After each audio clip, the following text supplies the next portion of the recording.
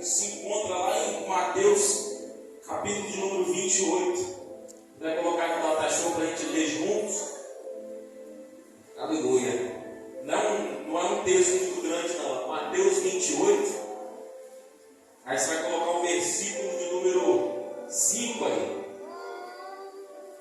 Isso. Vamos lá, todo mundo? Mas o anjo respondendo disse às mulheres: não tenhas medo, pois eu sei que buscai a Jesus que foi crucificado.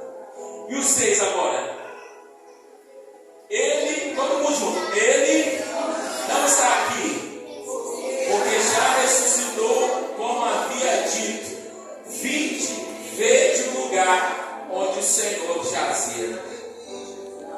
Irmãos, aqui está o episódio que posteriormente à crucificação acontece.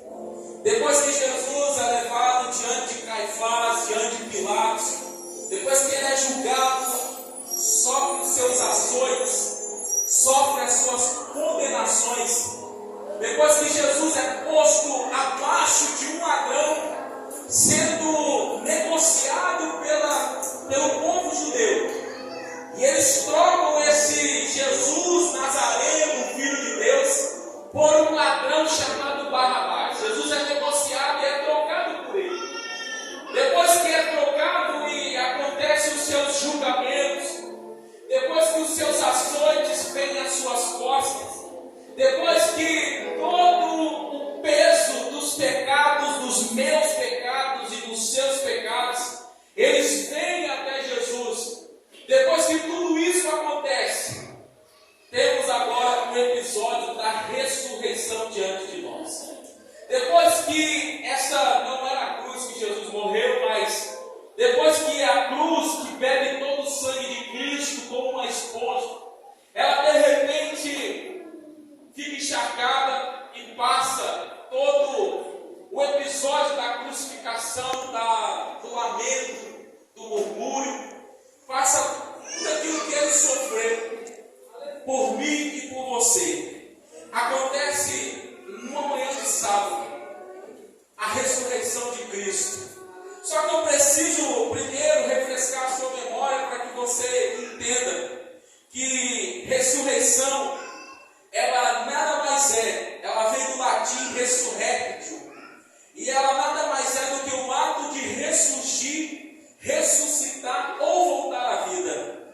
Isso já tinha acontecido lá no Antigo Testamento, em 1 Reis, capítulo 17, se possível colocar para a gente aqui. 1 Reis, capítulo 17, versículo 17. Nesse texto vai dizer assim: e depois dessas coisas sucedeu que adoeceu o filho desta mulher, dona da casa, e a sua doença se agravou muito, até que nele nenhum fôlego ficou. Aquele jovem que foi profetizado por Elias, ele morre. E quando ele morre, a sua mãe fica muito triste, fica angustiada. Mas de repente ela se encontra com Elias. E Elias ora por aquela criança por 3 vezes, a criança torna a vida. Este fato aconteceu lá no Antigo Testamento.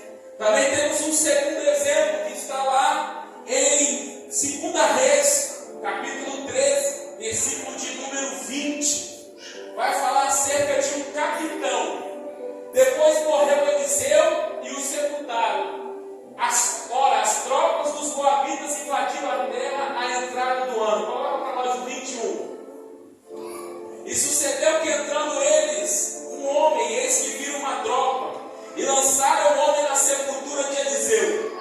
E caindo nela o homem, tocando os ossos de Eliseu, reviveu, e se levantou sobre os seus pés. Irmãos, aqui eu pontuo para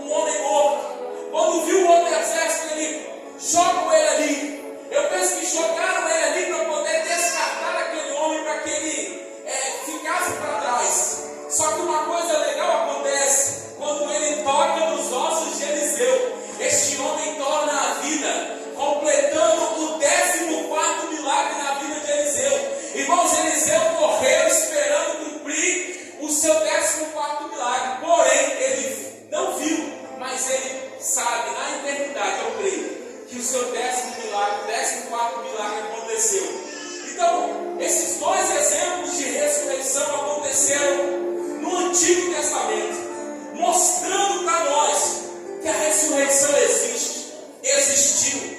E a nossa esperança é que um dia aqueles que morreram em Cristo ressuscitarão primeiro. Só que hoje eu quero falar da ressurreição de Jesus. Quando os seus discípulos já tinham ido embora, quando aqueles que acompanhavam o Mestre já tinham todos seguido a sua vida, quando não tinha mais esperança, algumas mulheres, 3, por assim dizer, pelo texto da leitura introdutória, elas esperavam encontrar ali o corpo de Jesus, porém elas não encontraram o corpo. Porém, o anjo fala com elas: porque vocês buscam dentre os mortos aquele que está vivo? Peraí, Jesus Cristo ressuscitou para ser a nossa garantia de salvação. Se eu falo de ressurreição hoje, eu também posso levar para o lado dos sonhos de Deus na sua vida. Sonhos que aparentemente estão frustrados e mortos, mas que Deus essa noite Ele escolheu para ressuscitar esses sonhos. E se eu puder ouvir o glória a Deus na sua boca, eu ofereço glória para mim. Deus vai ressuscitar os seus sonhos. Então havia uma conspiração ali antes dessa ressurreição, havia uma conspiração entre Pilatos e entre os judeus, porque eles diziam: aquele impostor disse que iria ressuscitar. Hoje, irmãos, eu quero pegar subordinado ao tema: túmulo selado e guardado não te impedirá de ressuscitar. Dentro dessa conspiração, os soldados ali estavam guardando e colocando uma grande pedra, chorando, para que aquele homem que estava ali dentro não pudesse ter sido furtado somente pelos seus discípulos, precisando talvez de uma força maior. Só que aquilo que o diabo não sabe, aquilo que às vezes ele até finge saber, mas não sabe, é que podem colocar pedras na porta dos seus sonhos que estão mortos ali dentro. Podem colocar pessoas guardando seus sonhos ali dentro. Mas o que ele não sabe é que Deus ele tem poder para começar um terremoto debaixo da terra. Porque se a pedra está em cima, o terremoto vem de baixo. Aí quando você está olhando a pedra, não moveu, não aconteceu nada. A pedra está no chão, não moveu, não milímetro. Deus está calibrando na escala Richter um terremoto para mover essa pedra. Essa pedra vai embora da sua vida essa noite. Vem cá correndo, Adam. Vem cá correndo, juntamente com sua digníssima. Vem cá, filho. Eu estava ali atrás, eu ia falar pessoalmente.